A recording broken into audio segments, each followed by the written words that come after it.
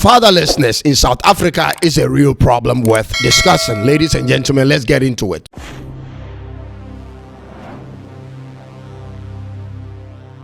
Hi, I'm Cyrus and this is Tuntum Network. Be sure to subscribe and hit the notification bell to watch all my previous and subsequent videos. So South Africa has a real challenge on their hands, just as every other country out there have their peculiar challenges.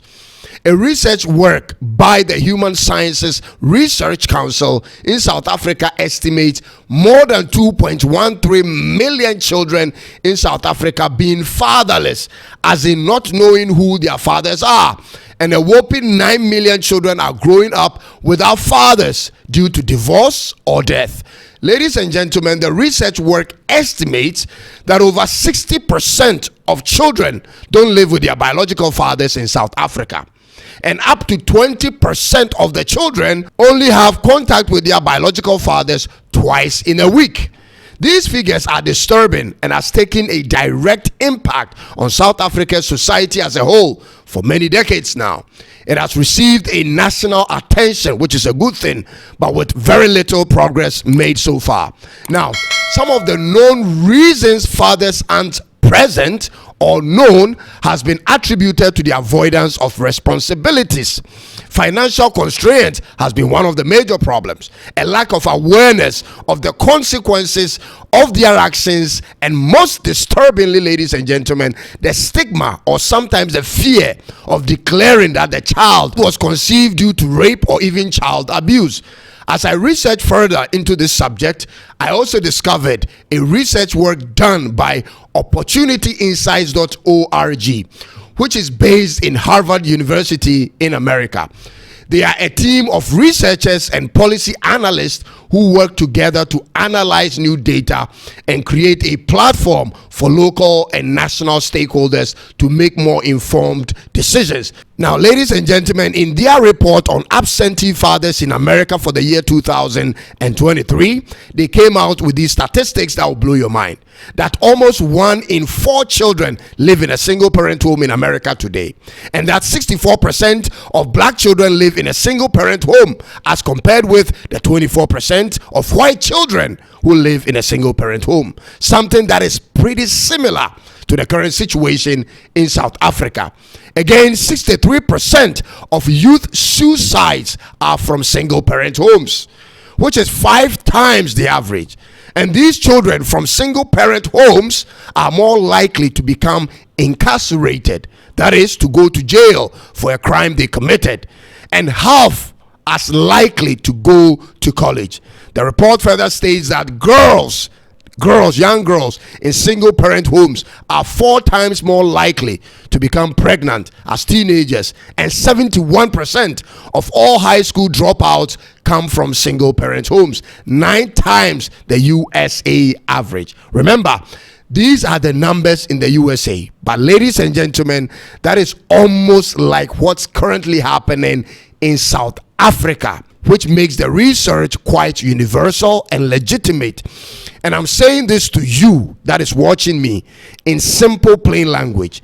If you're a parent and you want your children to fall a victim to all the stats I've provided, remember this: you are a divorce away from making that a reality for your children. So be careful. Sometimes, due to physical and emotional abuse in marriages, it becomes necessary to move away or divorce. But I will still encourage you to allow the children to have a continuous relationship with their father if it wouldn't bring them any kind of danger, or at least bring in another father figure around, because there is another research, ladies and gentlemen, where single fathers tend to produce a more disciplined children than mothers.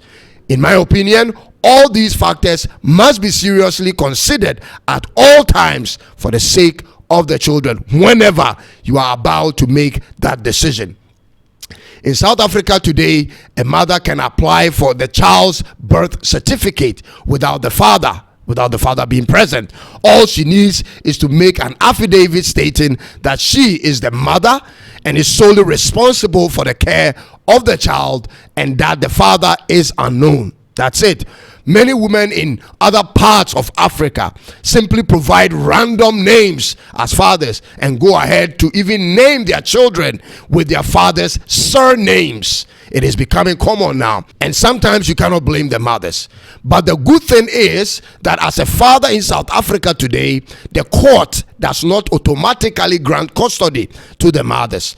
Although historically that was more common and is still the norm in South Africa. But instead, fathers can also apply for sole custody of their children and be successful in the courts. Unless, of course, you the father, is deemed unfit for custody when it's proven that your involvement with the child will rather harm the child's physical or emotional well-being. So, my brothers and sisters from any part of Africa who live in South Africa without the right paperwork, your child's citizenship will be determined by the citizenship of your partner or your spouse at the time of birth. So make sure you have your resident permit sorted out before you start bringing in the kids. If you care about raising your child yourself, or at least one of you has to be a legal resident to qualify your child for citizenship if both of you are foreigners. And check this out, you may find interest in this other data from the head of MiWayLife customer experience, Madam Madikana Kekana. She stated in 2023 that the first time parents in South Africa today will have to budget for around 100,000 rands a year to raise one child, which is equivalent to 5,500 United States dollars today. And this is only for the average homes. So be aware of all these costs as you indulge in the act. Ladies and gentlemen, in my estimation, there has to be more education on the subject, especially in the poor black communities in South Africa, which has some of these common occurrences. Because once the family nuclear system breaks down and the extended family is unable to take over, the likelihood of raising a level-headed teenager in South Africa, or for that matter in any part of Africa today, becomes very, very tricky. Let's all try to do what's right for our families and the children for the future.